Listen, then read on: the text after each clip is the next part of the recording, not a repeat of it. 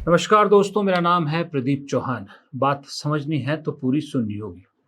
दोस्तों, सबसे पहले आप सभी को और आपके परिवारों को विजयदशमी और गांधी जयंती की बहुत बहुत शुभकामनाएं। मेरी दुआ है कि जिस तरह से श्री राम ने रावण का वध करके आज के दिन इस संसार को पाप से मुक्त किया था और जिस तरह से गांधी जी ने एक मामूली सी लाठी के सहारे अंग्रेज नाम की बुराई को इस देश से भगाया था, वैसे ही आपके परिवार के ऊपर भी जो भी बुरी नज़रें हैं, नेगेटिव थॉट्स हैं, उन सब का सफाया हो जाए, ये मेरी दुआ है। इसलिए एक बार फिर से आपको और आपके परिवार को बहुत बहुत शुभकामनाएं। और शुभकामनाएं कांग्रेस को भी देना चाहूँगा, क्योंकि कल कांग्रेस के लिए एक छोटी खबर थी, लेकिन खबर ऐसी थी जो आजकल दरअसल पिछले काफ़ी समय से कांग्रेस से जुड़ी नहीं रहती। कांग्रेस के बारे में ऐसी खबरें सुनने को नहीं मिलती। लोकसभा चुनाव के आसपास मिली थी 1-2 खबरें, लेकिन नॉर्मली बीजेपी के साथ होती है। वो खबर है कि किसी बड़े चेहरे का कांग्रेस के साथ जुड़ना।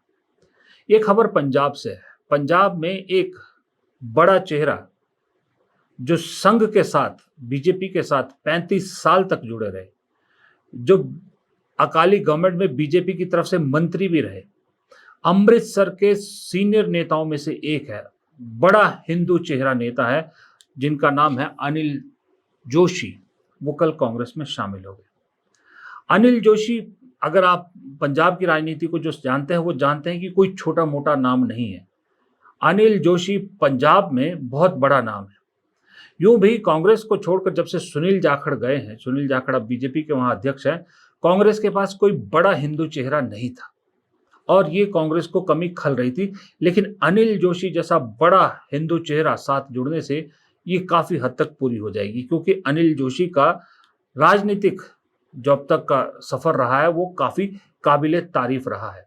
अमृतसर जैसी सीट से इन्होंने अमृतसर में अलग अलग जगहों से चुनाव लड़के अपनी जो राजनीतिक पारी है वो काफी अच्छी तरह से तय की है। तो ऐसा चेहरा जुड़ना कांग्रेस के लिए बहुत अच्छी खबर है। और दूसरी बात, इन्हें शायद अभी तरन तारण में बाई इलेक्शन होना है, तरन तारण सीट से, वहां से शायद इन्हें उम्मीदवार भी बनाया जा सकता है। तो ये कांग्रेस के लिए बहुत अच्छी खबर है, जहां पर फरवरी 2027 में विधानसभा चुनाव होने हैं। फरवरी 2027 यानी तकरीबन तकरीबन 1.5 साल के आसपास का वक्त बचा है। और वहां कांग्रेस ने थाली में सजा के आम आदमी पार्टी को अपनी जीत को हार में बदल के दे दिया था 2022 में।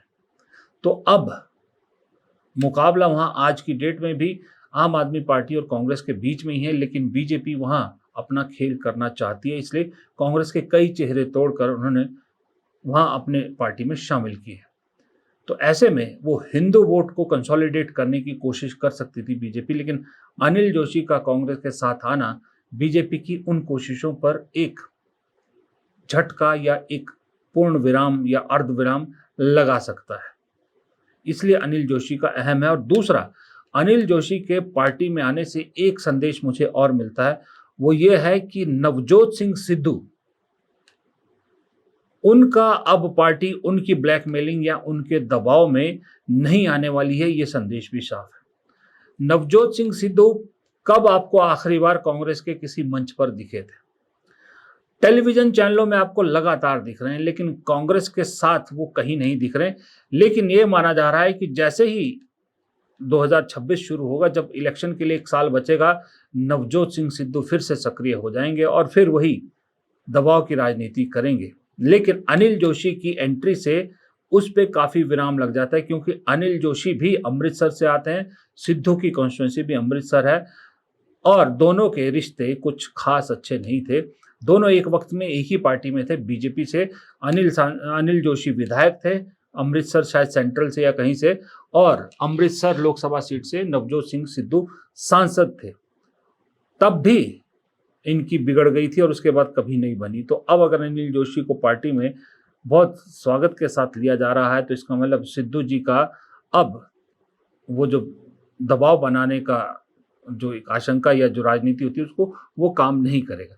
तो ये पंजाब के नज़रिए से अच्छी खबर कांग्रेस के लिए। लेकिन पंजाब से ही एक थोड़ी बुरी खबर भी है। वो ये है कि पंजाब के पटियाला से एक सांसद हैं धर्मवीर गांधी। जिन्होंने इस बार पटियाला से चुनाव जीता। पिछली बार भी पटियाला से सांसद थे, लेकिन तब आम आदमी पार्टी के सांसद थे और इन्होंने तब भी अमरिंदर सिंह की पत्नी परनीत कौर को हराया था और अब भी परनीत कौर को हराया। इन्होंने कांग्रेस को लेकर बहुत सवाल उठाए पंजाब में, जो हल्का इंचार्ज बनाए गए। हल्का मतलब विधानसभा इंचार्ज, विधानसभा क्षेत्र जो होता है उसका इंचार्ज जो बनाए गए। धर्मवीर गांधी ने कहा है कि ऐसे लोगों को इंचार्ज बनाया गया है जो विधानसभा चुनाव हारे हुए हैं, जिनकी जमानतें भी नहीं बची कई लोगों की, ऐसे लोगों को इंचार्ज बनाया गया है। तो ऐसे में पार्टी की दो पीढ़ी, लीडरशिप की दो पीढ़ियों को धकेल दिया गया है। उनका कहने का मतलब है, एक तो जो ऑलरेडी वहां बड़े नेता हैं उस विधानसभा क्षेत्र से जीते हुए एमएलए या जो बड़े हैं, दूसरे नंबर पे आ गए ये लोग जो हारे हुए हैं और अब इन्हें हल्का इंचार्ज बना दिया गया है। तो बाकियों के लिए तो जगह ही नहीं बचती। अगर एक हटेगा तो ये दावेदारी पेश करेगा, फिर जो बाकी जो युवा चेहरे हैं, जो राहुल गांधी की मुहिम है, उनके लिए कहाँ जगह बच जाती है। तो इन्होंने कहा कि दो पीढ़ियां जो है वो इससे खराब हो रही है। ये सवाल बड़ा वाजिब है धर्मवीर गांधी का। मुझे लगता है कोई तो कांग्रेस में है जिसने सही सवाल उठाया। उसी तरह से हरियाणा में जो कांग्रेस ने नए प्रदेश अध्यक्ष बनाए हैं, उनको लेकर बहुत बवाल मचा हुआ है। हरियाणा में भी एक सीनियर कांग्रेस नेता कैप्टन अजय सिंह यादव, उन्होंने कहा है कि जिस तरह से ये चुने गए हैं, पार्टी हाईकमान को इसके बारे में सोचना पड़ेगा, क्योंकि जिस तरह से ग्राफ गिर रहा है और उस ग्राफ को उठाने के लिए एक साफ सुथरी बेदाग छवि वाला, और राहुल गांधी ने जो कहा था कि युवा नेतृत्व चाहिए था, लेकिन दे दिया एक ऐसा नेतृत्व जो लगातार 3 चुनाव हारा है, 3 में से 2 बार जमानत जब्त करा चुका है, जिस पर भ्रष्टाचार के आरोप है। सीडी कांड इनका बड़ा मशहूर है, जिसमें साफ इन पे भ्रष्टाचार का आरोप सुनाई देते हैं। ऐसे आदमी को, 61 साल की उम्र वाले को, राव नरेंद्र सिंह को प्रदेश अध्यक्ष बना दिया गया। वो भूपिंदर सिंह हुड्डा गुट से हैं, इसलिए इसके खिलाफ उन्होंने आवाज उठाई और बात बिल्कुल सही है। मैं खुद हरियाणा के कुछ बीजेपी नेताओं से बात करा था, तो बीजेपी नेताओं ने खुद कहा कि कांग्रेस के लिए इससे बेस्ट अध्यक्ष हो नहीं सकता था, क्योंकि ये बीजेपी को सूट करता है। अगर ऐसा अध्यक्ष बनाया जाएगा जो अपनी जमानत नहीं बचा सकता, वो पार्टी की लुटिया को क्या डूबने से बचाएगा। ये बात बीजेपी के लोग कह रहे हैं, कांग्रेस में तो है ही है। लेकिन मेरा सवाल ये उठता है कि जब भी आपने, अगर हम और आप स्कूल में पढ़े हैं, आपने एक चीज नोट की होगी, जब तक टीचर क्लास में होता है सब शांत होता है, सब डिसिप्लिन में होते हैं। जैसे ही टीचर क्लास से जाता है, क्लास तुरंत इनडिसिप्लिन हो जाती है। ऐसा ही राहुल गांधी के साथ या कांग्रेस के साथ क्यों होता है? जब तक राहुल गांधी दिल्ली में होते हैं, भारत में होते हैं, चीजें ठीक लगती है। जब जब राहुल गांधी विदेश जाते हैं, उनके पीछे से पार्टी के अंदर कुछ ऐसा होता है कि उनकी मेहनत पर पानी फिरता नजर आता है। अब देखिए, इस बार राहुल गांधी विदेश दौरे पर गए और तुरंत पीछे से ये हरियाणा की अपॉइंटमेंट हो गई, जो किसी को भी हजम नहीं हो रही इस वक्त की ये क्या सोच के अपॉइंटमेंट्स हुई है। और दूसरा, उसी दौरान पी चिदम्बरम जैसा सीनियर नेता एक इंटरव्यू देता है जहां कहता है कि 26/11 में जो है वो इसलिए कार्रवाई नहीं हुई थी क्योंकि अमेरिका का दबाव था। बीजेपी को बिन मांगे मुराद मिल जाती है, मुद्दे मिल जाते हैं। ये क्यों तभी होता है जब राहुल गांधी इस देश में नहीं होते, और राहुल गांधी की फिर यात्राओं को लेकर बीजेपी सवाल उठाती है, मुद्दा मिल जाता है। क्यों कांग्रेस समझ में नहीं आ रहा पी चिदम्बरम, शशि थरूर, मनीष तिवारी ऐसे नेताओं को झेल रही है। ये कांग्रेस का 1% भी भला नहीं कर रहे हैं, कांग्रेस को नुकसान ही पहुंचा रहे हैं। उसके बावजूद इन नेताओं को झेला जा रहा है। क्यों झेला जा रहा है? मैं पहले भी कई बार ये वीडियो में कह चुका हूं। अगर कांग्रेस का कोई सीनियर नेता वीडियो देख रहा है या कोई उन तक पहुंचा दीजिए, राहुल की टीम तक पहुंचा दीजिए, खड़गे की टीम तक पहुंचा दीजिए कि एक बार इनके जाने से एक बार कुछ थोड़े दिन के लिए नुकसान आपको लगेगा, झटका लग सकता है, बीजेपी एक नैरेटिव बनाएगी, लेकिन फायदा उससे कहीं ज्यादा होगा। मैं सही कह रहा हूं। मैं 28 साल की पत्रकारिता के बाद कोई भी बात यूं ही नहीं कह दूंगा।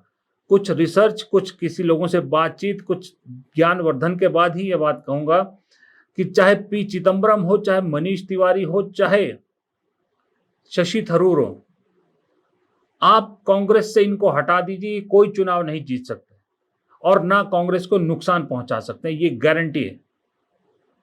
ये कोई नुकसान नहीं पहुंचा सकते, लेकिन पार्टी के अंदर रह के बहुत नुकसान पहुंचा रहे हैं, इनडिसिप्लिन बहुत क्रिएट कर रहे हैं और इस इनडिसिप्लिन में फिर बहुत सारे लोग उस रास्ते पर चल पड़ते हैं। जब लोगों को लगता है कार्रवाई तो कोई होती नहीं, तो हम भी कह लेते हैं खुद के, वो एक ऑप्शन खोल लेते हैं कि चलिए थोड़ा सा हम भी कुछ बोल देते हैं, शायद बीजेपी से कोई ऑफर आ जाए, है ना।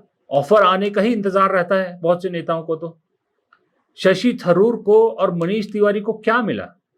सिर्फ एक विदेश दौरा सरकारी खर्चे पर, उसी में इतने हो गई है। पी चिदम्बरम को क्या चाहिए? जेल जाने से डरते हैं, उन्हें फिर लगता है कहीं मुझको फिर ना लपेट ले, अपने को और अपने बेटे को बचाने की कोशिश करते हैं। तो राहुल गांधी तो कहते हैं ना कि जो डरपोक है मुझे वो नहीं चाहिए, वो जाइए।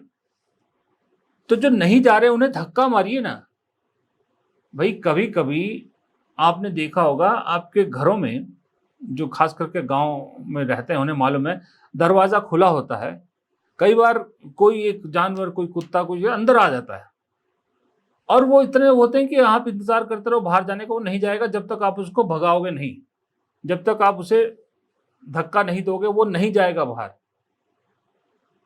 इसी तरह के ये लोग हैं, जब तक इन्हें धक्का नहीं दोगे ना ये नहीं जाएंगे और इंतजार करते रहोगे इनके खुद के जाने का।